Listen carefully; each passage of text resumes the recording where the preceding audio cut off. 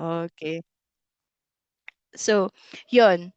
That is going to be, for example, ikaw ay referral coordinator. So, ang gagawin ng referral coordinator, once you receive that um, request na this patient is for ultrasound, you are going to search for an ultrasound, ano po, nearest ultrasound na laboratory sa patient, sa address ni patient.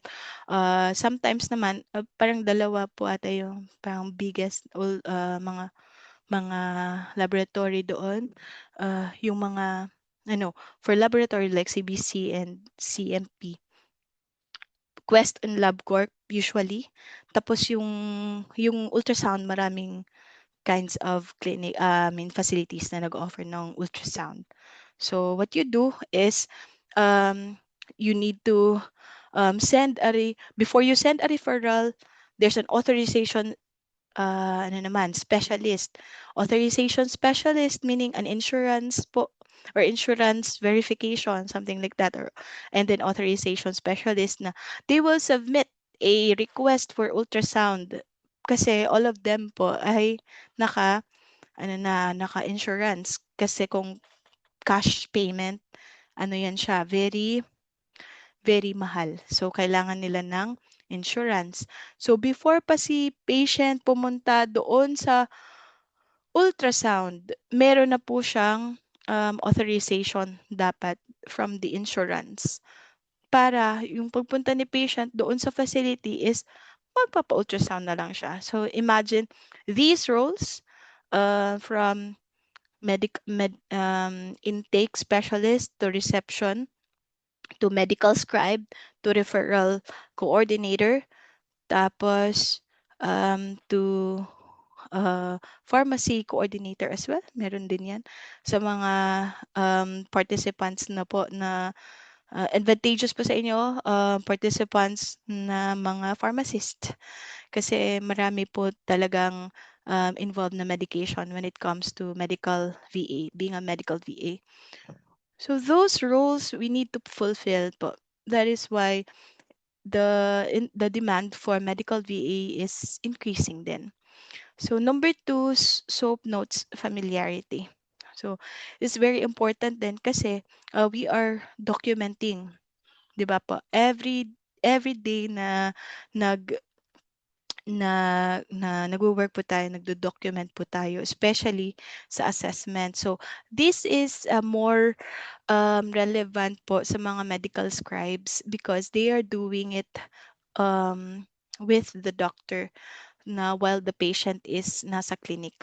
So you have to make sure you know the SOAP notes. Yung iba naman na clinic po, these are ano lang, templated. Number three is phone etiquette. I think this is one of the most important than when you are starting to work from home because a lot of you here are interested ng non-voice, kumbaga, na account. But for you to have a lot, kumbaga, more chances of winning when it comes to working from home, you have to at least know or you have to accept or consider voice account because marami po talagang role when it comes to um, roles that involves calls. Okay, it's very important for you to have to learn the phone etiquette na when you start answering the phone, you need to say greetings, hello, my name is, and then you introduce yourself or introduce your clinic. It depends on your clinic's protocols as well po. Hindi naman po lahat, pero us VAs, we follow yung protocols ng clinic. Iba po tayo sa mga on-site kasi mga on-site very ano po sila, nagmamadali always. And then tayo naman, nagmamadali naman but with ano din, professional, very professional po tayo when it comes to answering phones. Or if ever naman ikaw yung tumatawag sa mga clinics. So yon. And also number four is email and chat professionalism. Is because lahat po yan since electronic na, electronic fax. So you need to know how to answer. emails, and then you need to properly tag them kung ano yung urgent, kung ano yung pwedeng mamaya na replyan, diba? So those are and also one way for you to sell yourself when it comes to getting clients is you should know how to manage emails.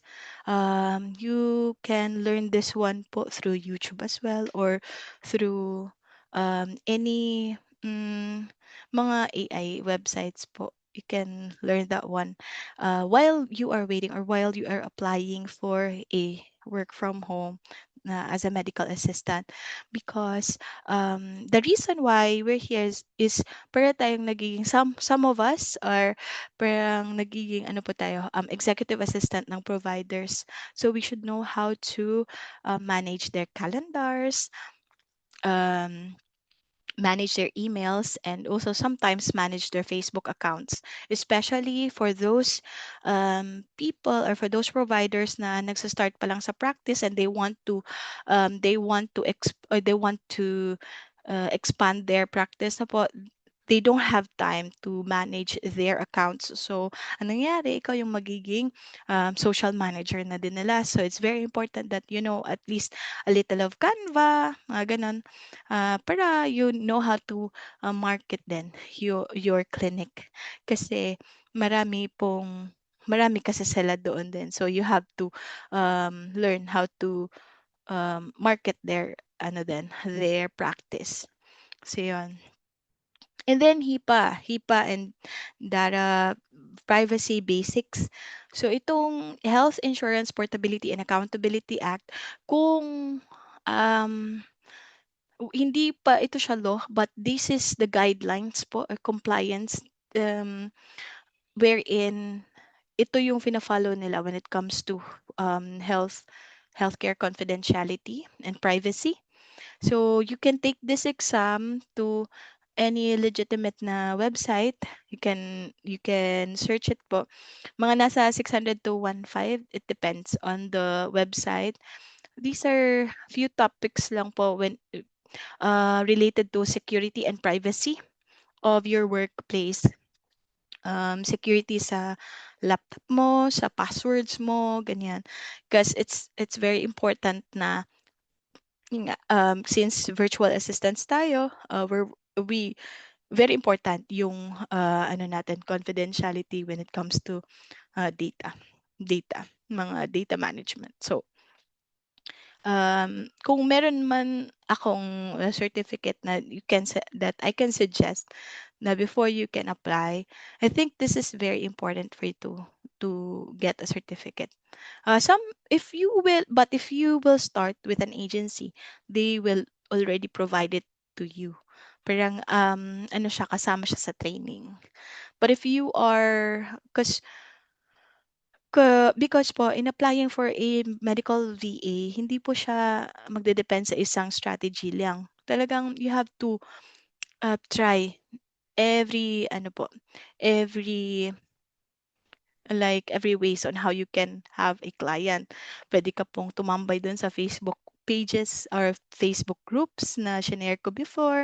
Pwede ka pong, well, pwede din pong start through an agency. It's very recommendable kung magsa-start ka pa lang sa zero knowledge ka, wala kang BPO experience, kasi mostly nang hinahanap din ng ibang mga agencies, especially working as a USRN, is meron na yung mga may call center experience. Yun.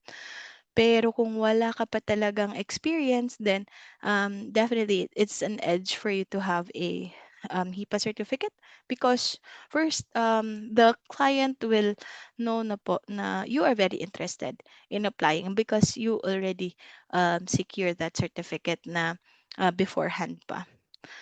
And then, yeah, this has optional but a strong add-ons. And then basic billing knowledge. So, ang pagkakaiba ay di ko din po alam ngayon kasi hindi naman ako nag-work sa hospital. I believe naka-ICD, CPT codes na din po tayo here in the Philippines. So, yun. you need to know the basic po ng mga ICD or CPT codes. So, yung CPT codes are more on mga procedures po or appointments, type of appointments that the patient will have sa clinic. But the ICD codes are the diagnosis. Yun po. Mga diagnosis na classify na po siya through numbers, specifically um, codes, combination of numbers and letters po. And then it's very important kasi mostly if you want this is the favorite uh, niche of our nurses or healthcare professionals, yung medical billing and medical coding, because mga non-voice po ito siya. Merong mga voice but minimal lang siguro. I'm not sure po ha. Pero nung naging medical biller po ako, wala talaga akong calls. Like, nagko-code ka lang po ng lahat ng um, uh, mga transactions sa clinic. So, you don't need to call anyone. So, sometimes you will call insurance companies as well to verify kung ano yung coverage nila. Parang ganun. I'm not that sure because sa medical billing kasi, mga 8 months lang po ako doon sa department na yon. But I really enjoyed it. But hindi po siya for me because I am a person who wants to talk po. Parang naging routinary kasi yung medical billing. Pero ito yung niche na parang mas flexible sila. Ganun. Meron lang silang target na parang codes in a day, parang ganyan. So, if you want to explore this niche, ito yung talagang merong certificate na need. Kasi meron yan mga certifications po, ICD-10, something like that. So, I know some of you here are medical billers or coders, and you can also help our other participants na, to understand um, what the niche medical billing or medical coder is all about, no?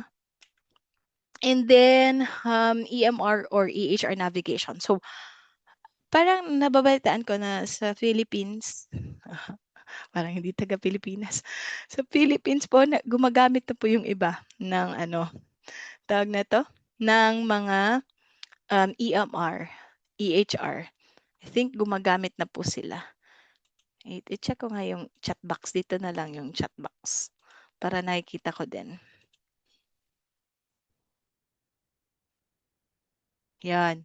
So, yan. Well, para nag-discuss po ako, meron po tayong conversation dito. So, yun. Dito sa province namin, meron ng pinopromote na parang EHR or electronic health systems. So again, pagkakaiba ng EMR at saka EHR, EMR, very lang siya, particular to one clinic. Like lang siya, or a small practice, kumbaga, electronic medical record. So it can be shared within the team, but hindi po siya interdisciplinary. Unlike EHR na talagang malaking website or malaking application. So yun. So you can search. I have a code later that I can share to you. You can check po yung each website kung ano yung, pero these are these are application na with subscription, so you cannot really practice on it kung hindi ka it's very expensive. So what you can do while waiting or while you are applying for jobs, you can sometimes kasi they are very specific on what EHR or EMR they're using. You can search sa YouTube kung ano po yung pag-ooperate or the what do you call that? The process doon sa nila, EHR or EMR nila. So right now we have a lot of ways on how to find information. So at least kasi para pag sa interview, sabihin kung mag-a-ask client sa'yo ng kung may experience ka ba when it comes to this one, for example, Athena application. Tapos sabihin mo, "Wala akong experience." Do not yes po, same lang po ito sa ano po, same lang po ito sa, first webinar, na meron lang ako tweak na konti, 'yun. And then, 'yun, para maging ano, para mas maging competitive ka instead of saying no, I mean, I don't have any experience, at least you will answer na, "I've already ano po, search on it, and then ito yung mga na-learn ko while, searching for this kind of, EHR or EMR." Para at least you are, interested, um, when it comes to, um, yung ano ng client sa'yo ba, yung impression. Sige po, wait po, I will ano po, answer that question. So number 8 is CMR tools. Yung CMR tools, these are customer relations management tools, na puwede niyo siyang, i-explore, but I don't know if, meron atang free. So merong iba kasi why you need this one. Kasi 'di ba po, these are businesses. So clinics are businesses, and they also have ano po, social media accounts. So email. So what they do sa CRM, instead of replying to each account, meron na lang po silang isang tool na you will log in there, tapos dun ka nakukuha ng mga referrals, ng mga inquiries, yun. So at least you have to know if ever hindi niyo pa alam yung mga Go High Level, Zendesk, mga Systemi IO ba, OI. Puwede niyo po yang i-check sa YouTube, and then, YouTube University ano lang po, kasi ako, nalaman ko lang 'to ang dami ko na kasing in-applyan, and then 'pag nag-a-apply ako sine-search ko talaga before ako mag-interview, 'yun. So, seldom lang naman ang CRM tools na ginagamit, more on ano talaga, EHR or EMR. So, ano pa ang talagang setup when it comes to magwo-work from home ka? 'Di ba po meron kang mag-o-open ka ng email account, may Gmail ka, yung Gmail mo dapat ano, professional din yung pagkagawa. And then meron ka i-open mong Gmail, pero when you are already hired, meron na po silang ibibigay sa'yo na Gmail na pang-ano na po, pang-clinic na, or kung ano man yung practice nila, meron na silang very specific na ibibigay sa'yo, magla-login ka na lang. Magla-login ka din po sa EHR or EMR account nila. So, and then magla-login ka din po sa ano nila, kumbaga dialer nila. Especially if you are someone na merong roles na ano pa, related, or merong phone calls. So, you will log in sa dialer nila. At kung meron man silang CMR account, magla-login ka din po sa CMR account nila. So, sa isang sa isang shift, marami ka pong tabs na naka-open diyan. And then, you can do, to organize, is mag-ano ka talaga ng copy ng mga passwords mo, kasi iba-iba 'yan ng mga ibibigay sa'yo na login. So, just for you to have an idea kung mahirap ba mag-work from home. Ah, Mahirap din, pero, compare sa bedside, iba lang talaga po. Very ano po talaga, magkaiba lang siya. Kailangan mo lang dito, you don't have to be techy, but you need to learn fast. 'Yun, wait. Oh, wait, bakit hindi ko na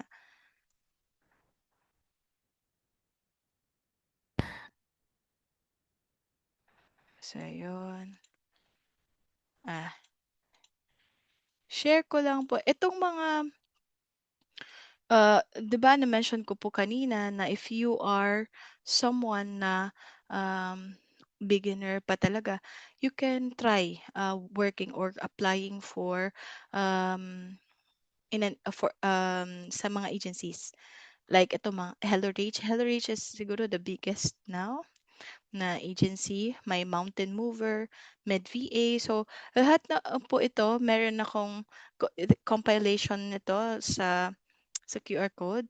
And then you can check their requirements. So iba-iba po yung mga requirements each ano po ha, each agencies. But I will tell you one thing in common na dapat meron kayong first resume, 'di ba na as discussed doon sa previous po na webinar, kailangan yung resume mo is very ano po hindi po siya general dapat. Dapat yung yung resume na pang medical virtual assistant. So, pinakauna yan na always requirement, resume. And then, second is, yung iba merong video introduction. So, marami pong nahihirapan sa video introduction kasi dun sila sumuko-suko sa video introduction. So, yung video introduction, kailangan po siya naka-landscape. Kumbaga, ay, wala akong camera, sige. Basta dapat naka-landscape siya, tas yung background mo is at least decent. Walang maraming ano diyan, kumbaga sulat-sulat. Recommendable is at least white or off-white na background or gray. Yun. And then, once you introduce yourself, you have to, of course, state your name and um, why are you up and what is the role that you are applying for. And then next po na sasabihin nyo is related sa resume but you have to be very brief lang po na I'm currently working, for example, I'm currently working as a medical VA for ilang taon na. And then what I like the most, kumbaga, you need to let them know kung ano ka as a medical VA, not your, of course, brief description of what you do, but kung how are you as a medical VA? Team player ka ba? Ano pa yung mga skills na pwede mong ma-share sa kanila so that they would know, they will have an idea on ano ka, both professionally and personally. Kasi nasa resume naman talaga po. Eh, ang gusto lang nilang ma-check is how sincere you are siguro. Hindi naman po ako recruiter pero ito lang yung inaano ko po. Marami na kasi akong na-submitan na ano na video introduction. Pero you have to be very specific din sa instruction. For example, provide us a 1-minute video, intro video, tapos provide mo yung 3 minutes. That's not following instruction na. So you have to be, in applying, you have to check the ano po ha, yung mga instructions. If example that provide a 3-minute video, so you have to expound and you have to create a 3-minute video. So name yung role mo na you're applying for, and then your skill set mo kung ano. And then, ano po yung mga hobbies nyo? You tell them. You tell them your hobbies, but make it short. And then last is, you market yourself. You sell yourself na, I am someone na makakapag-help sa inyo sa clinic or kumbaga mag-ano din kayo ha, mag-ensayo kasi before I submit any intro video, nakailang take po yan, hindi lang siguro 100. So, do not be hard on yourself din po ba na meron pa kasing iba nag-give up sa intro video pa lang na ang hirap-hirap, no? kung gusto mo talaga, may paraan, 'di ba? Retake, practice makes perfect, 'di po ba? So, kung hindi mo kaya gawin ngayon, gawin mo bukas, gawin mo the next day na naman, the next day. So, yun. So, perfection po, ano yan, practice makes perfect. Even in interviews, hindi po isang ano lang, mag-expect ka po na hired ka na po talaga agad. Pero merong mga very exemptional na applicants na they're already hired, pero hindi po lahat ganon yung situation. So you have, don't put so much pressure on yourself po ba na pag hindi nyo to na gets or hindi nyo to nakuha is hindi kayo na magpapatuloy. Yun, so intro video. Third is, merong iba ang nagre-require ng typing test. So meron silang website na doon po kayo magta-type. Tapos ano din po, very ano din po yan, challenging sa ibang, kasi hindi, iba-iba naman po kasi tayo ng skill set, di po ba? So pag typing test, the more na nag-ano po kayo, the more na nagta-type kayo pa ulit-ulit, the more po yan na nag-increase yung ano nyo, chance na mag-increase din yung speed nyo. So, repetition lang talaga din. Yun yung very important. And then, the and then minsan ako nung typing test ko is nag-aano po ako, mini-memorize. Minemorize ko na lang po yung ano, yung tawag na 'to, yung context para, okay, alam ko na, 'di ba? 'Di naman pa talaga tayo nagsisimula ng magaling, pero we have to make sure na we did our best before we even submit the application. Tapos meron pong parang mostly sa kanila nagre-require ng parang personality test. Yung personality test is walang right or wrong 'yan. You can just click on the ano, you can just click on the website na ibibigay nila, tapos mag-start po kayo ng personality test. So, dun sa personality test, maging honest ka lang, and then para hindi ka na paulit-ulit, isa-save mo na yon na result. Para the next time na magpa-ano ng personality test, eh, meron ka ng copy ng personality test mo. Yon. So, these are the common requirements on how you can na if you are applying for an agency. Yun. So, meron po ito lahat sa QR code mamaya. So, these are the same, ano lang din po, slides, meron lang na iba at in the end po. So, you can start. So, maraming nagsasabi, where to start? I cannot answer that one in a very specific ano po, answer. What I do is I just start sending application. That's where you will know, you will assess on how will you, ano po yung magiging next steps niyo. Kasi you will never know unless you try submitting applications. And also, it's very important um, to join groups, Facebook communities, even mga Facebook groups ng mga ibang countries po, not especially in healthcare. You may also join kasi you wouldn't know. Kung wala man doon nagpo-post, meron yan meron yan at meron kang um, if ever yung baga you engage lang on the post, and then someone from that Facebook page maybe can refer you a job. Yun. So the referral also is very important. So if you know someone na nagwo-work from home, then ask them if someone is if they are hiring, virtual medical VA. And meron po din akong na-discover. Meron iba, if you know someone, I know a lot of you na merong mga nurses sa labas na, 'di ba, friends.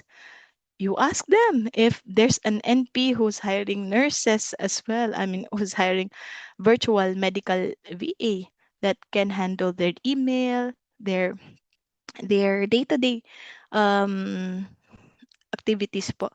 So yun, you don't have to be, meron po mga, maybe you will meet someone na know someone, kumbaga, na provider in the US or kahit any, later on let I will show you kung ano yung mga top industries po na they are hiring medical virtual VAs. So yun, you need to share, you need to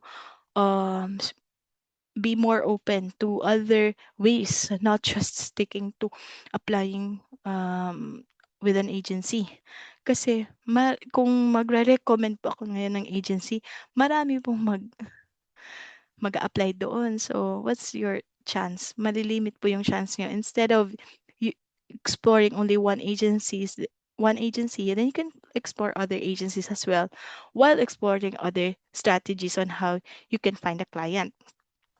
So, the last slide, meron po ako doon ways on how you can check or how you can approach clinics who can, clinics that maybe applying for, I mean, maybe hiring for virtual medical assistants. But hindi ko na po sinali dito. Nasa slide naman po. I can also share the QR code. So, yun. Maraming maraming ways, but you need to start somewhere. So, to start na hindi po pwedeng isang strategy lang. Marami talaga. Yun. And then, before you start applying or before you start submitting application, at least you have to be familiarized with the tools na gagamitin. Kasi, so for you to, kumbaga, alam mo na, I mean, inalam mo na before ka pa nag-start working from home, especially ito, mga Zoom, Gmeet, Skype, ay wala na pala itong Skype, Slack. Slack is ano siya, communication tool, messaging tool siya within a team. HIPAA compliant din po ito. So, ito yung mga usual na ginagamit. Google Workspace, if you will explore your Google right now, you can check yung 9 na dots sa taas. Tapos may Google ano dyan. You can check my Google Drive dyan, my Google Sheet, my Google Docs. So, try nyo po yan kasi lahat ng yan gamit sa clinic. Notion and Trello. Notion is more on project management. Tapos parang notes, naka-organized po yan. But not parang hindi naman lahat gumagamit. But medyo lahat gumagamit ng Google Workspace. Pagkakaalam ko lang. Trello. Trello is project management din na tool na makikita mo nyo na po lahat ng mga activities nyo within the day, ang mga deadlines project. So, medyo hindi naman to ginagamit. More on ano lang talaga, Google Workspace. So, ito, EMR, EHR systems. Especially kung malaki na healthcare industry yung mapasukan nyo, you need to explore these websites kasi it will help you understand the workflow of the clinic. Kasi iba-iba po talaga yung workflow, but yung concept is isa lang. Si patient pupunta sa clinic, lalabas ng walang paper, ang lahat ng yon ang gumagawa is sa clinic na. So,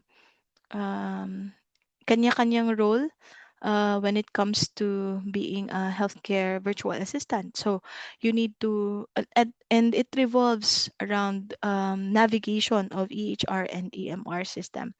Very important when navigating this po is at least two ano lang, patient health information, either date of birth or name ni patient. Tapos mag-ano na po yan, mag-search na po yan. It has also a logins, very specific logins para maano po kayo, ma very secured po yung website na yan. So may mga login din po yan at ikaw lang ang merong very unique username and password.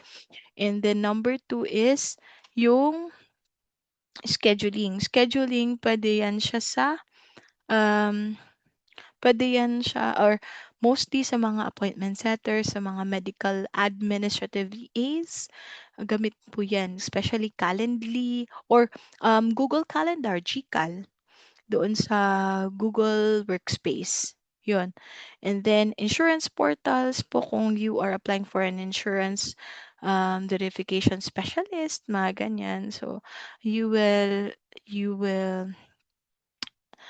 be using insurance portals, and this can only be opened if meron siyang VPN. Yan. So, bibigyan din po kayo ng VPN ni patients o ni provider or client. Yan. VPN, Facebook, password managers, and HIPAA awareness. Yun, ito na mga HIPAA training exams. Um, kung, again, kung nasa agency ka, included na po yan sa ano nila. Sila nang magpo-provide. Pero if you are approaching a direct client, then you need to secure your own HIPAA certificate. Ito yung mga you can explore these websites. Ito ang mga EHR or commonly used EHR or EMR systems. Epic, Athena Health, Cerner, Allscripts, Meditech, Practice Fusion, Cario, NextGen, Simple Practice, Dr. Kuno, Advanced MD. So, ang Advanced MD din is very, ano po din, kasi it involves billing na. So, if ever small practice lang, sometimes ikaw na po yung gumagawa lahat from intake to being a receptionist, tapos ikaw na din po yung magbibilling, ikaw na din po yung mag-chart prep, ganun. So, sometimes it's also very busy po when kahit na small clinic ka lang, tas mag-isa ka lang. So, you need to know these simple billing. Simple lang naman yung billing nila. Kasi sa small practice pero it needs multitasking talaga din kasi imagine, yung clinic hindi naman po isang patient lang yan. So, medyo marami din a day. So, you need to accommodate them before the patient comes in and before they're out. Talagang naka-organize na yung mga paperworks, especially the laboratories. So, for example, kanina si patient, after doon sa clinic, 'di ba, lumabas na siya, tas may follow-up check-up siya. Okay, may follow-up check-up siya sa provider. So, what you will do is to let them is to check, okay, na-receive na ba yung mga na-receive na ba yung mga lab results, yung mga ultrasound, na-receive na ba before the follow-up, because walang magiging follow-up kung wala yun ng mga results. So, you can call these facilities to follow up ng mga lab results para pag punta ni patient, meron na siyang results. And before pa pumunta si patient, na-check na dapat yan yung mga insurances nila. If meron na ba silang authorization, meron na ba silang naka kasi merong iba nag-check in through virtual na din. So yun. So marami tayong gagawin before pa si patient nakapasok sa clinic. Yun. So, and also, let me check. Okay. Yun. So, choosing a HIPAA provider is marami na po ngayong HIPAA compliance or HIPAA training providers. You can check these HIPAA providers. I'm not affiliated to any of these one. Talagang na-search ko lang siya. You may try also kung meron kang ibang nakita na legit na HIPAA training provider, then please do so. And then all you have to do is to create a register, mag-register ka, and then meron na yan, USC pa compliant na course. So, and start taking the exam. Complete the module, start taking the exam. medyo ano lang naman siya, kaya mo siyang matapos within a day or within ilang hours lang kaya mo siyang matapos. It's self-explanatory, but you have to ano lang, you have siyempre you have to listen or to read kay kahit na ano lang siya, may mga very specific answers din siya. So, meron naman retakes if you would like to ano, puwede kang mag-retake. I'm not sure if yung iba merong unlimited retakes, pero madali lang naman po yung HIPAA compliance na certificate, yun. So mga 'yan, usually 20 to 50 items lang 'yan, and then 80 to 90% passing depende sa provider na HIPAA training provider. And also, you need to download the certificate after, and then you can add it to your resume na po. And then, of course, after you have your certificate, once you're hired, you need to apply those ano knowledge para hindi that's your protection. Kasi sa US kasi they really know their rights, kumbaga. Ano po talaga sila, parang kailangan po na maging aware ka po talaga sa I mean, you have to be truthful, yun. Kasi they're very ano, um, they know their rights, especially sa mga medical, related na mga issues. Talagang, they are really very particular with it. So, the question how to start is also preparing on the equipment that you needed. So, in order for you to start working from home, kung wala kang stable internet ngayon, um, you may ano, consider na po in getting a reliable, stable internet connection. Kasi it's really important kasi we're dealing with patient and then 'pag hindi stable yung internet mo, um, madali kang ma-fire sa work. Kasi, it will delay patient care, it will delay daily transactions, maraming mga missed follow-up appointments, may maraming drop calls, and then meron din EMR access requires yeah. Um, 'Di ba we are using VPN, so VPN requires, more internet, um, kumbaga gigabytes ba yun or kailangan siya ng mas strong na internet connection kasi it will slow down your internet kung mag-use ka ng VPN. So, you have to make sure na meron kang stable na internet connection. And yung iba nagre-require pa ng backup internet connection. So, what does it mean? Ano po yan? Mga prepaid na mga what do you call that? Pwede kang may prepaid ka, pwede kang mag another connection din. So, for example, meron kang Converge yung ginagamit mo. Tapos kailangan meron ka pa din ibang provider which is PLDT. So, ganyan ba? Kasi alam nila kasi na Philippines is prone to power interruptions. Is very specifically dito sa rural areas. So, sa interview pa lang, ina-ask na po yun on how you can handle power interruption, how will you handle family emergencies, parang ganyan. Because they want you to be there all the time. Like, wala pong, minsan lang po meron mga, sa ibang agencies kasi, they do not have leave credits. Like, sa agency ko, wala namang leave. But it depends on your uh, clients kung papayagan po kayo mag-leave. So, meron naman. Basta at least like 2 weeks or 1 month ahead na nagpaalam ka. Yun. So, it's very important that you need to have a stable internet connection. Tapos, meron pa kaming backup na power station. Ito yung mga pwede mong mabili sa Shopee, yung mga NSS, mga EcoFlow, Lotus, na mga kumbaga power backup stations. Yun. And then next is noise cancelling headset. Na may ano siya, na may USB portal siya. I mean, USB port. Hindi po yung parang yung circle, dapat yung may USB port po kasi ito yung reliable when it comes to calling patients.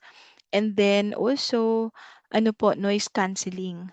Meron naman pong mga application, example Crisp, na if you will subscribe, then wala na pong noise background. Ma-minimize niya po yung noise background. So, yun. And then, yes, also very important as what I've said on my first, the last webinar, that you need to create a healthcare focused um, resume, na hindi po naman ibig sabihin na ilalagay niyo po yan yung mga bedside procedure na na na handle nyo, mga hospital jargons or long duty list or NCLEX explanation. No, hindi. What I meant by healthcare focused resume is that um, yung title nyo po pa lang, searchable na po. I mean, madidetect na ng example kung AI man yan na nagde-detect ng mga ano nila, resume, mako-consider ka na po kasi merong mga keywords na nilagay mo sa resume mo na you can be considered as a qualified candidate. So it is also on my ano po, nandun din po yan sa QR code na na-send ko po sa inyo previously. But now meron din po akong QR code mamaya na i-share.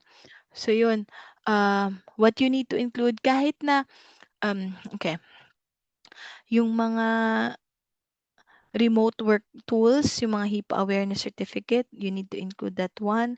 You need to include healthcare admin and clinical support skills. So, for you na, for example, sabihin mo wala kang experience or wala kang bedside experience, still you have knowledge or you know what are the healthcare admin and clinical support skills na you have kasi during duty days pa lang, we are already trained on how to handle patient information, confidential patient information, and also any job work na you can relate na related po sa handling confidential medical information, you can include that on your resume.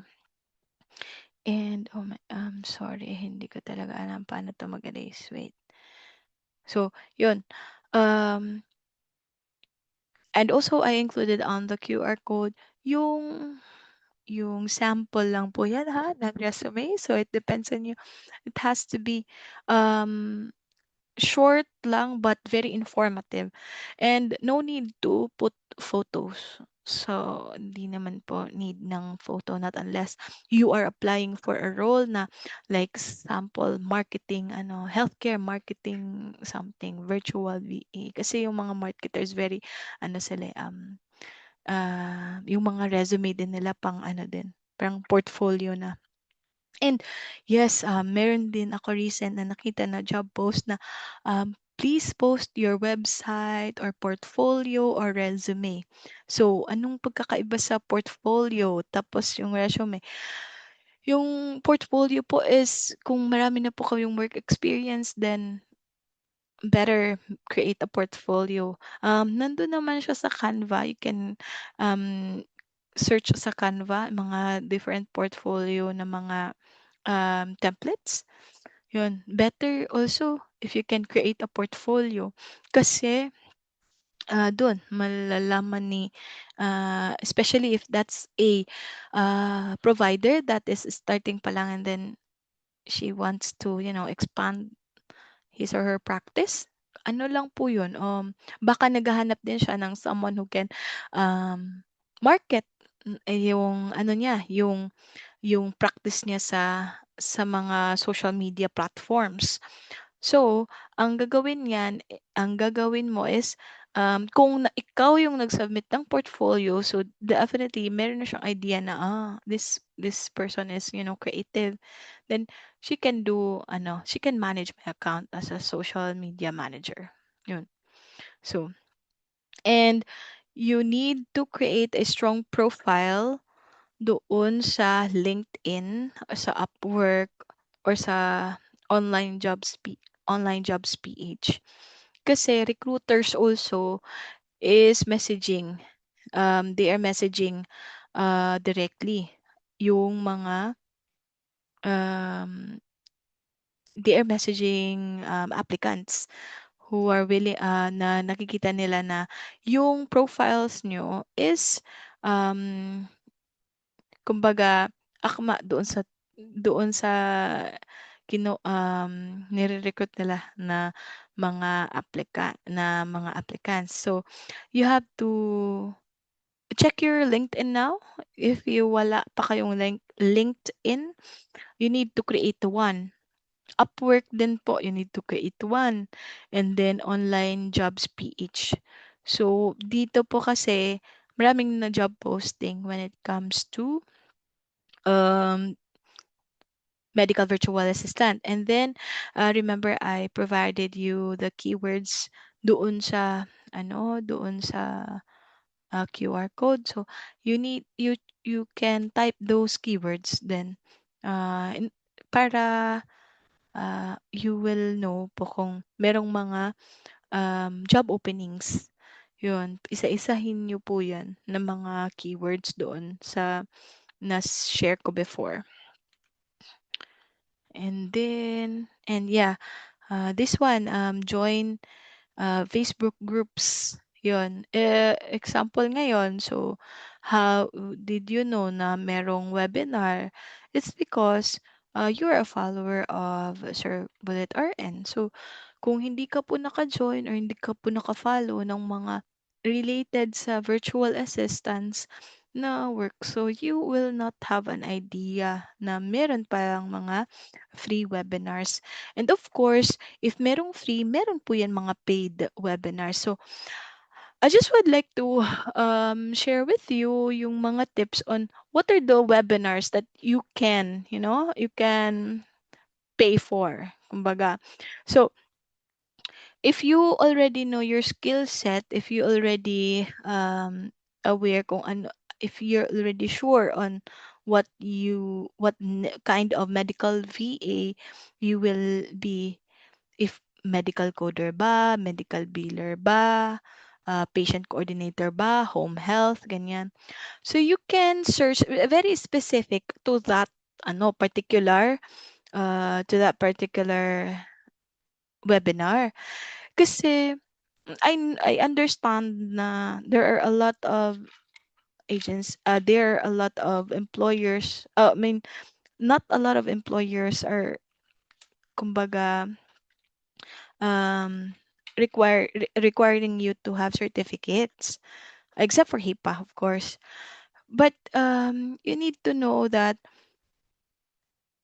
you need to check lang po yung mga ano talaga nagpo-provide ng results. Kasi I know that a lot sa internet talaga na nagpo-post ng mga um, webinars. So, due diligence na lang po to check, or if you know someone na nag-webinar na ba doon and how good is it, or ano po, basta ano lang po kayo, aware lang po kayo na um, hindi po din yan like, once you attended a webinar, then magkakaroon po kayo ng client. So, it doesn't work that way. So, not unless na lang na if the webinar promises you to have, a job after that one, guaranteed, ganyan, ganyan, or they will hire for an intern, mga ganon, then do it. Why not? If you have the resources, then why not? You can pay, you can afford the payment, then go ahead and attend that webinar. Yun. Pero yun, before you do that, make sure lang na you're already sure on ano po talaga yung magiging niche nyo when it comes to medical VA. Kasi on my part, kasi hindi naman ako nag-start as medical VA talaga. Nag-start ako as a general VA na more on marketing side, mga Facebook ads manager, mga social media manager, mga ganun. So, yun yung mga graphic designer. Yun yung mga na-start ko before pa ako naging medical VA. And then, I even do it for free para lang meron akong mapakitang portfolio sa clients ko. And also, my other businesses, all of my businesses, I handled it like yung Facebook, inaral ko yung ads, yung Canva, ganun.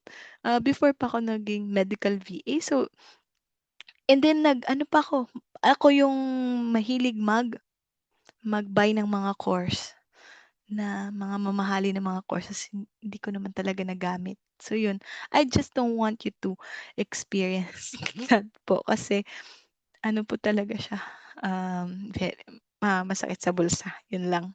If you can search pa sa YouTube then sa YouTube ka na lang and maraming Facebook groups din na nag-o-offer ng mga free webinars, gano'n. And then, you don't stop applying between 5 to 10 applications lang tapos stop ka na.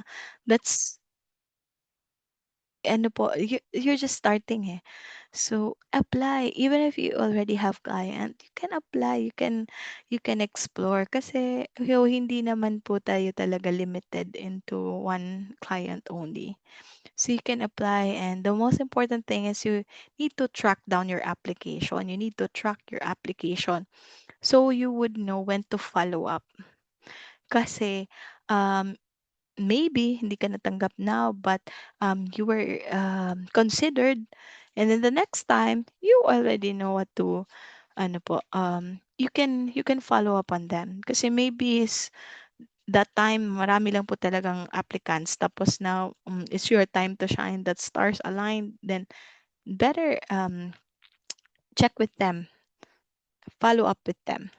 Yun. And then ito yung example sa Google Sheet on how I track my application para ma-check ko kung, oh, sino pa ba dito yung pwede kong balikan tapos pwede kong applyan ulit. Yun. And then upskill while waiting. Upskill na mga very specific skills ha. Yung mga kung yung mga prior authorization, medical billing, medical coding, ganyan. Kasi yun mga ano yun talaga very important sa lahat ng practices. They need coders, they need billers, they need QAs, they need Oasis reviewers, mga ganun. Later, I will discuss those skills po. I mean, those job roles. And then the module 12 is yung mga red flags as before. Di mo kailangan applyan lahat. Like, you need to check as well. Cross-check kung legit pa talaga yung um, webinar, I mean, sorry, legit pa talaga yung job posting. Kasi the more easier the job, like for example, yung mga um, job opening na ano lang to, it's an easy, ano lang, appointment setter lang and ganon. Can do sa phone lang pwede. So, obviously, that's not, ano po, I think that's ano po siya, parang mga promoters po siya or mga networkers yung um, nagpo-promote ng mga ganong job posting. So, you need to be very vigilant kasi, marami na po, especially if they're asking government IDs, mga ganyan, tapos hindi ka pa hired, please back out po kay meron talaga yung mga nanggagamit na ng mga personal information. And then, yeah, you need to watch out for clinics na walang website, wala man lang LinkedIn. You need to, ano po, due diligence po talaga pag-search if legit po yung company na yan or agency. So that, um, if you encounter these kinds of job posting, you need to stop communicating with them immediately. Do not send documents or money. Report the post to Facebook or to the platform and warn fellow PHRNs in groups. Kasi legit clients respect, of course, your profession. They don't want to, um, they don't ask for payments talaga. And then, when in doubt, just feel free to walk away. Block that email address or do not respond. And then do not give any amount, not unless they're offering you a legit talaga, I mean, trabaho. So, ito yung mga roles, very specific roles and descriptions na pwede nyong applyan. So, very general is the medical virtual VA. So, it involves answering calls, schedule appointments, verify information, coordinate with patient care, handling administrative task. So, yung mga needed ko na skills na discuss na po yan before and it's included din sa QR. And medical receptionist. So, ito yung sinabi ko kanina na pagpasok mo, meron ng medical receptionist na pwedeng ikaw din yung mag-verify yung mga nag-gather na information coming from the intake or intake, ano po to siya, or intake virtual VA. Ikaw po yung mag-gather ng information sa chart na nakalagay sa chart. So, yun. Medical, so pwede nyo pong i-search medical receptionist na keywords doon sa job postings or mga job sites. Referral coordinator. So, ito naman po yung sinabi ko kanina na nagpa-process ng referral orders. Tapos, na kumukuha ng mga physician signatures sa mga orders kasi um, they will not execute kung walang physician's order. And then, you coordinate with the specialist. Tumatawag ka po sa mga specialists so that they you will check with them if is especially yung mga insurance, kung ano ang tinatanggap nila na insurance, so that once you send the authorization or the referral, tatanggapin nila because they are in contract with that in the insurance of the patient. And then track referral or status. Case manager, this is for ano po, specifically more sa USRNs na mga job na roles. Kasi especially sa home health. So home health kasi um, these are the agencies na they are deploying skilled nurse, PT, OT, OTs sa home ni patient. So, ikaw as a case manager, you need to check the case of the patient on how you will develop care plans, coordinate healthcare services. So, kung anong kailangan ni SN, ikaw yung, or skilled nurse, kung anong kailangan niya, ikaw yung interpret no, and then you will create the order and then send it to the primary care provider. Tapos, ikaw din magmo-monitor ng progress ni patient from the skilled nurse, of course, feedback coming from the skilled nurse. And then ikaw then, although skilled nursing is educating the patient as well and families, pero ikaw yung magre-reinforce nun. You need to communicate with the families as well on what is going on with the patient. Yun, ikaw po yun, yung case manager. And being a case manager requires you to be an USRN. Ito yung mga very specific roles for USRN na talaga.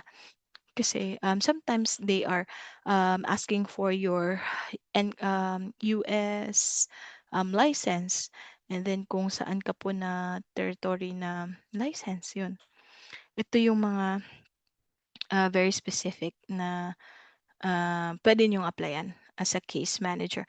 If hindi ka pa po, if for example, meron kang home health agency na nakita sa internet. If they are not hiring for case manager yet, you can apply as an intake coordinator, as a document specialist, yon, as a referral coordinator, yon, lahat yon kailangan sa home health din. And scheduler, to very, ano po to, in demand yung scheduler kasi silang tumatawag sa patient, silang tumatawag din sa clinician if you are working in a home health setting.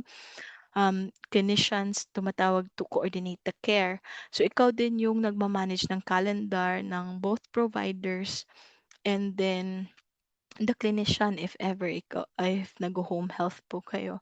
So, more siguro kung makikita nyo if you are going to try to search sa LinkedIn, mag-search po kayo ng medical scheduler or home health scheduler. Marami po kayong makikita niyan na mga virtual schedulers kasi ito talaga ang pinaka-need ni provider talaga yung magtatawag, yung magga-gather ng information, magpa-follow up, yun, very important.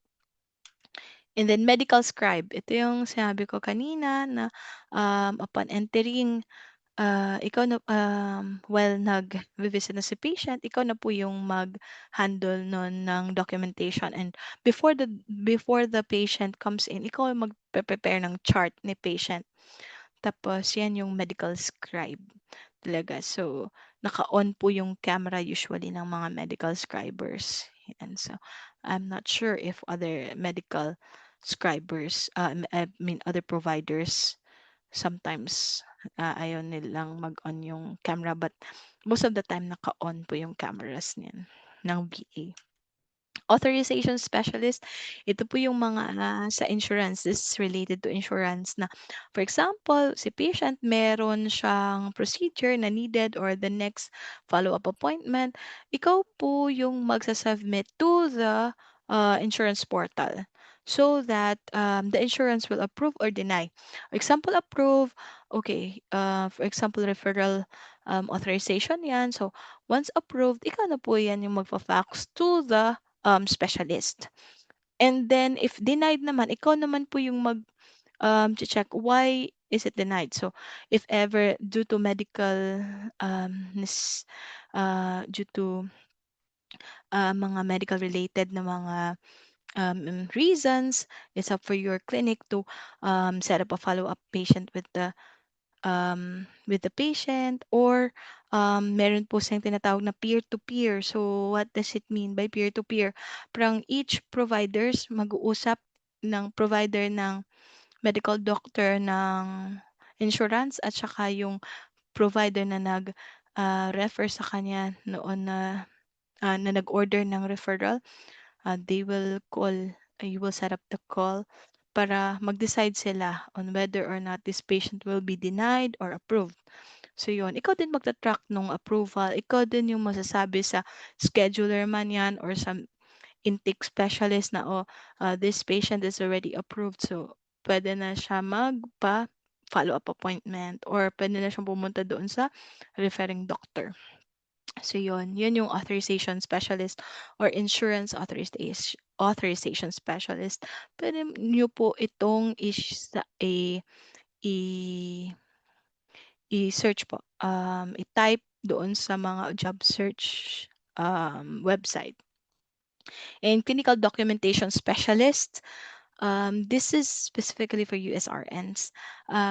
Kasi ito yung mga nag-check ng mga medical records, if accurate and complete para before siya i-bill. Completeness ng medical records niya. So, missing information, query ng providers, improved documentation quality. So, yun. Ito din po yung nagre-receive ng mga faxes as well. And then, send and receive fax.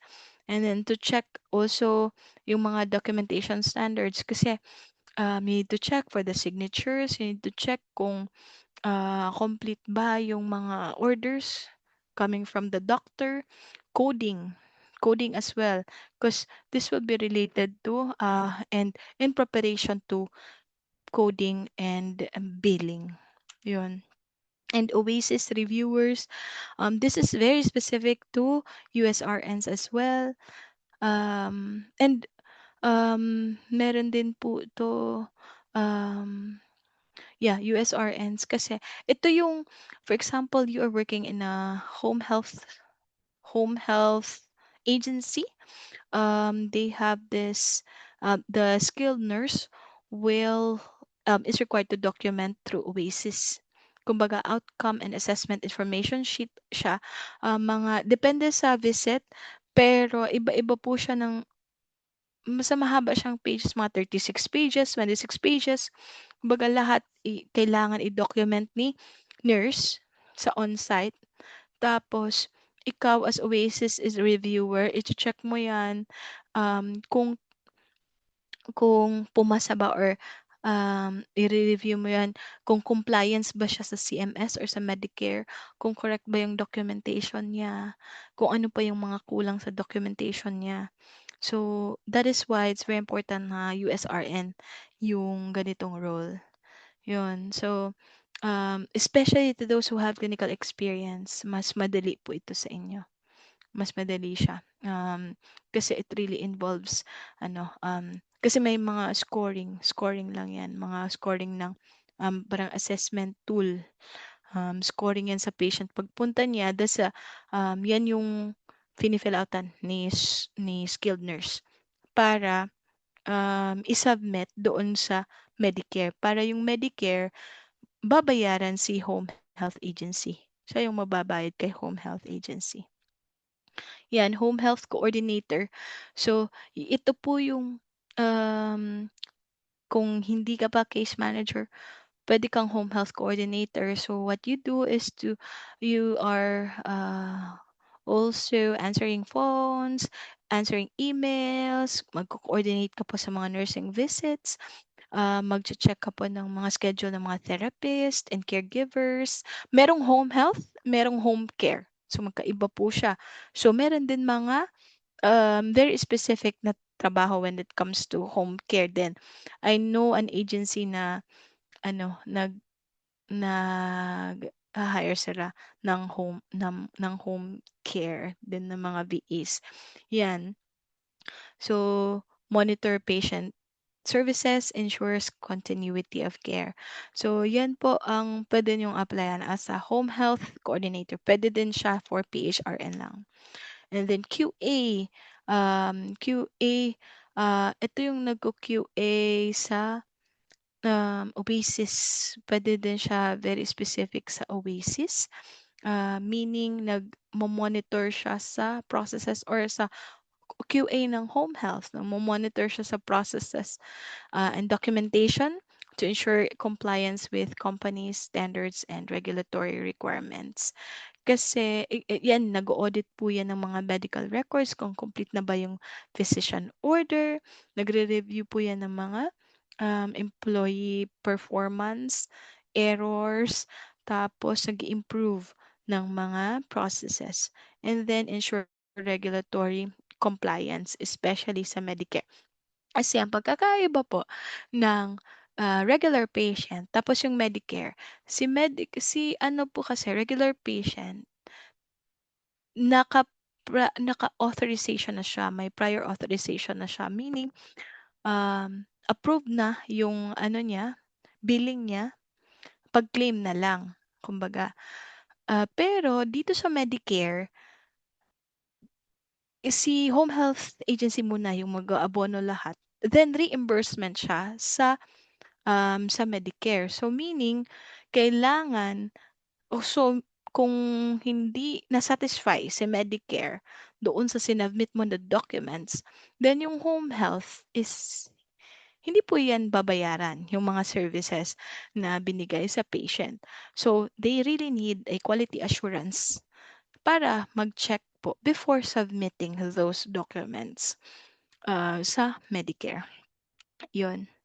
And then, in my previous seminar, I already provided you the the ways on how to get clients, direct clients, right? But what are the healthcare industries that hire medical VAs the most?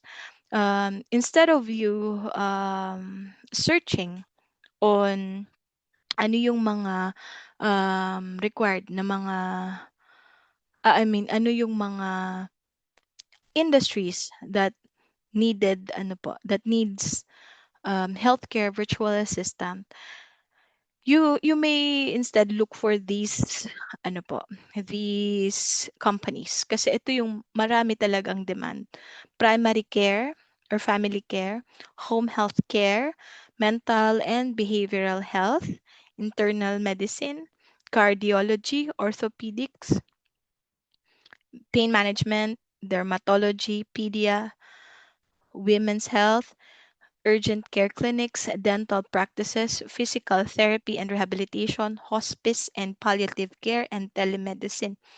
So, companies. So, if nahihirapan kayo mag-filter out kung saan kayo magsa-start na maghanap, then you may try these ones first. Kasi ito po yung mga top 15 industries na needed talaga ng virtual assistant. Why? Because ito yung marami talagang in demand, I mean, maraming calls, maraming patients. Tapos, mahirap sila makontak kasi nga kulang sila ng support. So, yun. Yun, you may also check this one sa QR code. Meron po ito included. So, what you can do is to search sa Google Map kung sino po yung wala dito. Before, you may search sa Google Map and then you check on these keywords or sabi na lang home health care. Tapos search mo doon sa Google Map so that um, you will see yung mga agencies. You will search agencies po na naghahanap ng mga virtual assistants. Send, check their websites, check their careers, and if ever walang career dyan na nakalagay, check their email and then email them directly for you to get started or for you to somewhat know kung hiring ba sila or hindi.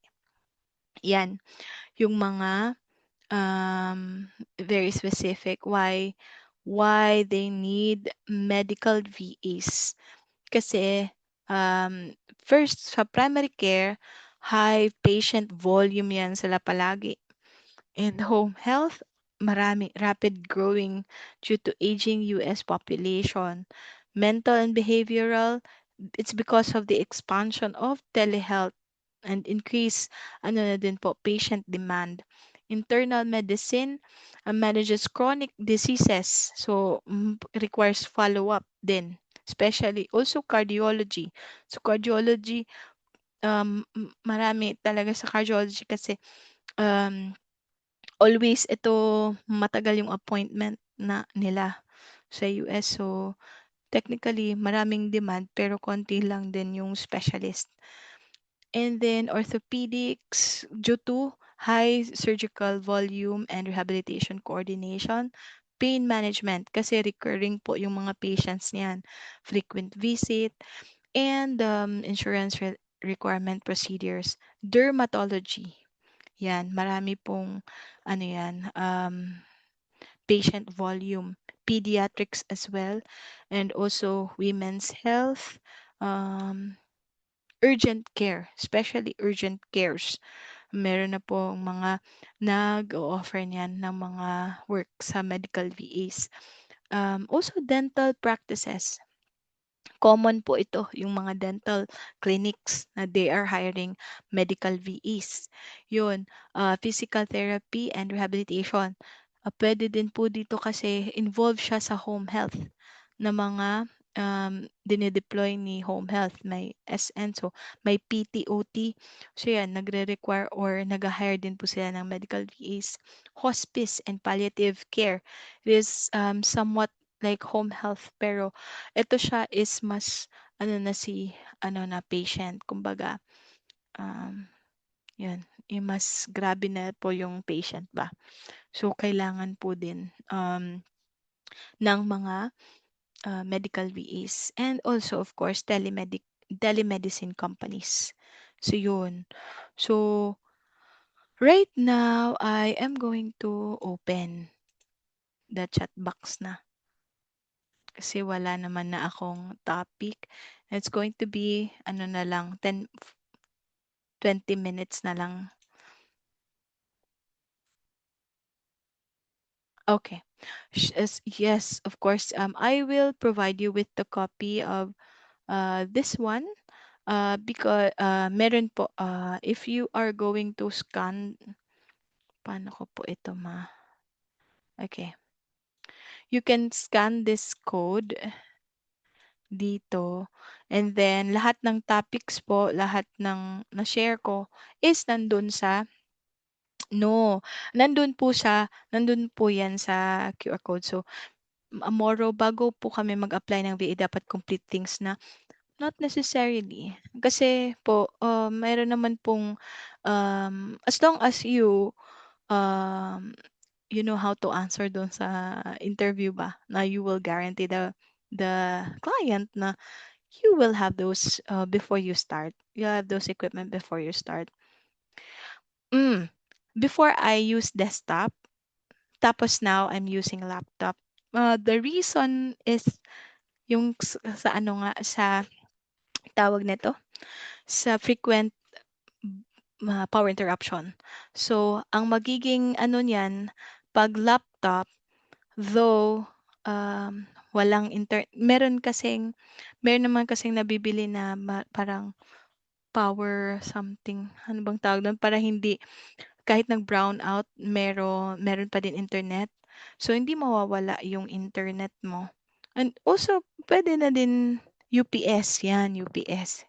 Yan. So, either or talaga, pwedeng desktop, pwedeng laptop. Pero, if ikaw, mahilig ka mag-travel, ganyan, might as well, laptop na lang yung dalhin mo. I mean, yung kunin mo, di ba? Kasi mas versatile siya. Yun. Yung kaya lang ng mga specs, meron din po ako doon sa QR code, yung mga specs ng minimum na kailangan sa laptop. Yes, para kahit nasa beach pwede, totoo 'yan. Kahit saan pwede, kahit sa sasakyan pa lang pwede. Day shift, okay, day shift na medical VA, mga US, mga AU, ano ba, Australian or New Zealand, 'yun, ng mga medical VA. So, wala pa po akong experience do'n, but I think meron silang, certificate na if you want to start talaga sa Australian account, then sa ano 'yan, mayroon siyang NDIS na certificate na needed, 'yan. 'Yan, hmm, para ka maka-start doon sa Australian as a medical VA sa Australia kasi 'yun yung nag-o-offer ng day shift. 'Yun, yung mga account na day shift.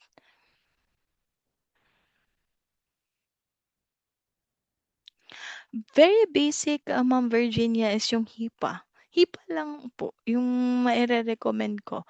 Not unless meron nag-o-offer talaga ng, na hindi pa ako naka-avail ng medical VA na mga certificate. Kasi nag-try ako mag-apply diretso sa agency. So, si agency na po yung nag nag-cover nung HIPAA, compliance ko na certificate, 'yan. Yes, HIPAA talaga po, HIPAA. Yun. Thank you so much as well for attending. I know that this has been a very long discussion. Hindi na po ako nag-icebreaker kasi I don't want to waste time. Yun. PR, ako mahirap kuha ng work. Oh, saan ka nahirapan? I mean, yes, ito talaga. For now kasi very challenging na yung pag-a-apply. It's because marami na din tayo na nag-a-apply. Meron pang hindi lang Filipinos yung inaano nila, meron pang LATAM or Latin Americans and South Africans, and they're offering like more ano pa na pay, mas mababa na pay. But do not ano po, do not cry. Me as long as you have the license, you really can have a client. But I know it's not going to be easy po, pero, try and try lang po talaga. Very important na starting now, you need to reach out, with your other I know po meron po kayong mga VAs na kakilala din, and then try to reach out to them as well. Maybe they are hiring, gano'n. Kasi ako very generous po ako when it comes to mga recommendation. Kaya inaano ko na lang, shine-share ko na lang doon sa TikTok account, 'yun. 'Yun. Thank you so much po. Oh, here, my free, there's a free here, free HIPAA certificate, HIPAA certificate. Please share it to the team. Okay, include ko po. Thank you po, Ma'am CJ. Include ko po ito sa next na na may free na noqo.com. Free. Free HIPAA, everyone. Baka nag-leave na po kayo, so merong pa-free po dito si Ma'am CJ. Thank you so much po for sharing. Ito po ha, paano ko ba ito ah, i-copy po, i-copy ko na lang. Yan. NDIS yan, NDIS. Thank you, Arwina, sa free NDIS. Kasi very useful sa mga Australian.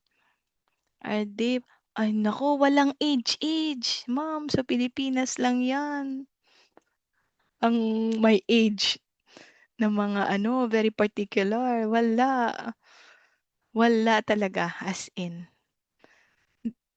Basta you know the process then and then willing to learn ka po, wala talaga.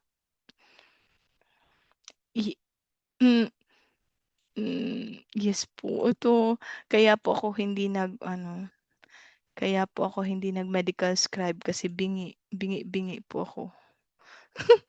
Hindi puwede ang bingi sa medical scribe. Yeah, I agree and sure no, hindi din po siya pinakamadali Sir Cedric, yung insurance verification naku ang daming tumatawag ka din po 'di ba? Yun, mga benefits 'yan. Mostly ba, of course yung insurance verification, 'yan.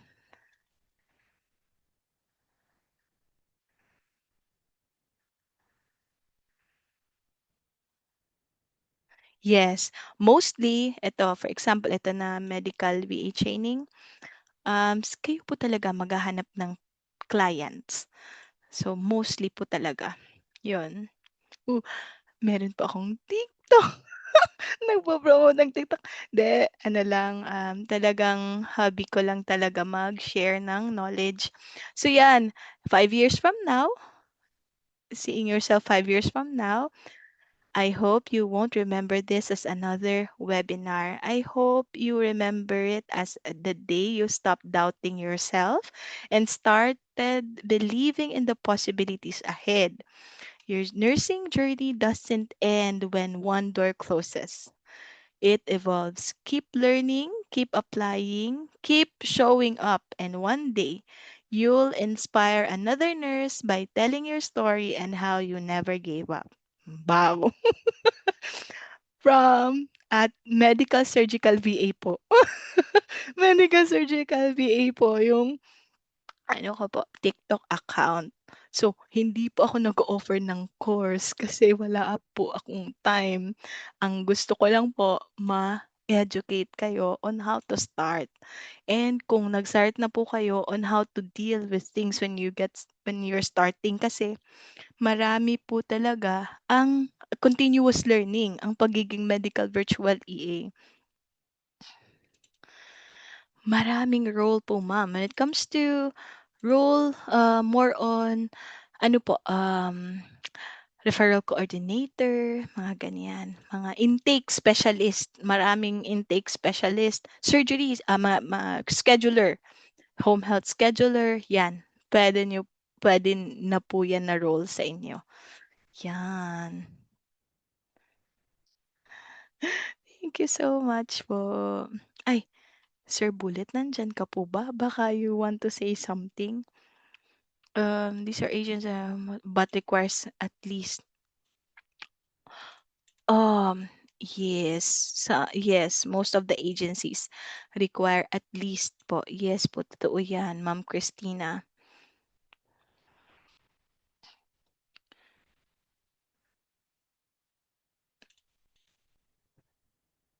Yes. Totoo din po 'yan, Xiaomi, na if you are applying for an agency, ano po talaga siya, needed siya na nasa Pinas. That is why, um, I recommended you to reach out directly to clinics on your roles. Kasi yan naman po yung ginagawa din ng mga agencies. They reach out directly to the clinic po. Reminder lang po sa free HIPAA certificate and NDIS. Ay, ano po yung free NDIS? Yes, may mga list po ako doon. Nandito po. Nandito po siya sa QR code. Yan. Yes, nandito po siya sa QR code. You can scan the code. Tapos meron sa module ko nandun yung mga ano, dalawang module 'yan sa first and sa second. Sa first na module nandun lahat ng mga agencies. 'Yan. Thank you so much din po. Ay, hindi puwede yung FB. Rupa.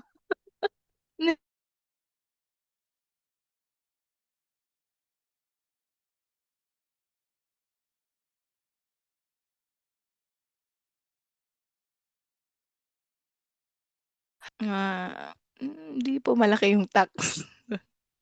Hala, unstable na yung internet ko. For the salary, oh my God, hindi ko na-discuss 'to. It is nasa drive ko din 'to, nasa QR code.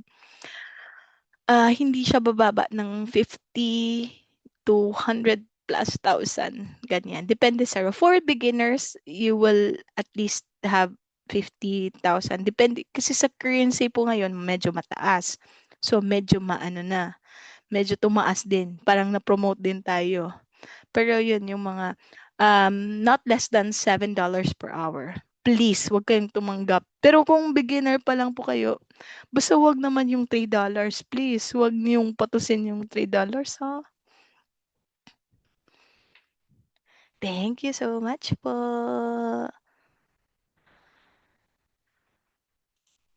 Yes, possible po. If are you a USRN? Kasi kung USRN ka po na nagtatrabaho sa Saudi, marami po kasing naghahanap ng mga tele-nurse, mga gano'n, na with bedside experience. Meron din specific na nag-o-offer nun na na Facebook group din, ganyan. Yes po, meron. Meron 'yan. Puwede kang makakuha ng COE. Especially kung nasa agency ka, makakakuha ka talaga ng COE. 'Yun. So, wala ng tanong, mag-check pa po ako dito. Basta at Medical Surgical VA. 'Yun yung TikTok account ko. Nag-promote na simpleng ano lang talaga ako, dun lang sa TikTok. Yes, may agencies po na mga naka-list doon. Yan. Thank you so much everyone and God bless you po. Ilang ano na, 4 minutes na lang. Hours, 40 hours a week. clinic hours from 8 to 5. Yun. Ito puwede ka ng maging Oasis reviewer niyan, maging QA, 10 years of experience. Naku, please, please apply.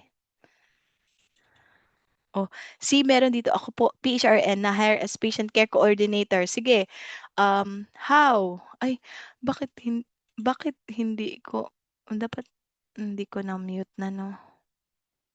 Hindi ko na alam paano mag-mute, paano mag-unmute. Okay, thank you so much everyone and age limit, wala yang age limit, hindi yan Pilipinas yung a-applyan natin, US. So, walang age limit, age limit. Yan, oh, mag-ano kayo, connect kayo kay Arwina, o PHRN, pero ano siya, anong tawag nun? Patient care coordinator. Here's my TikTok po, don't forget, medical surgical VA. Thank you po. Okay, salamat po.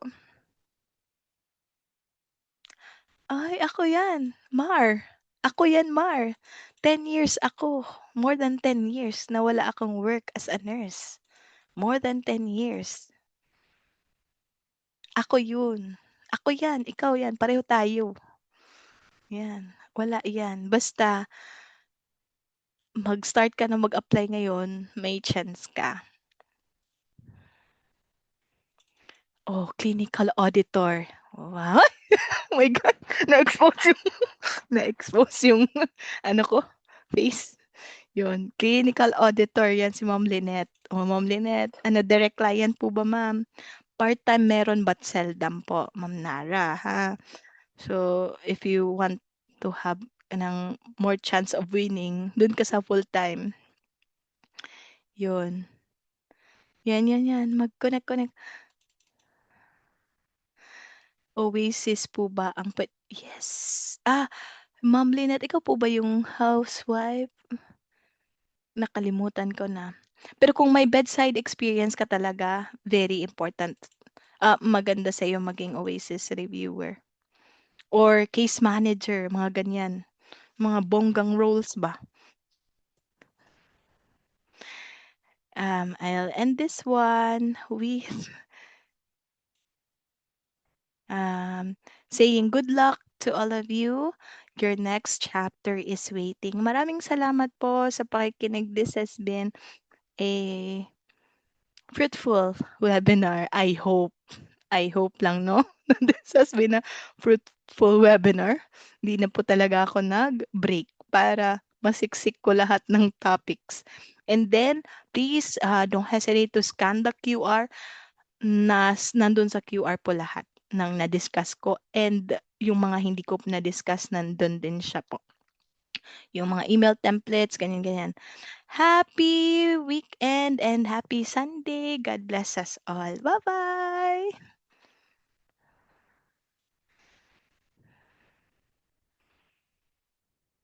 Bye, everyone! Hindi ko na kayo na-unmute. Thank you! Bye-bye po!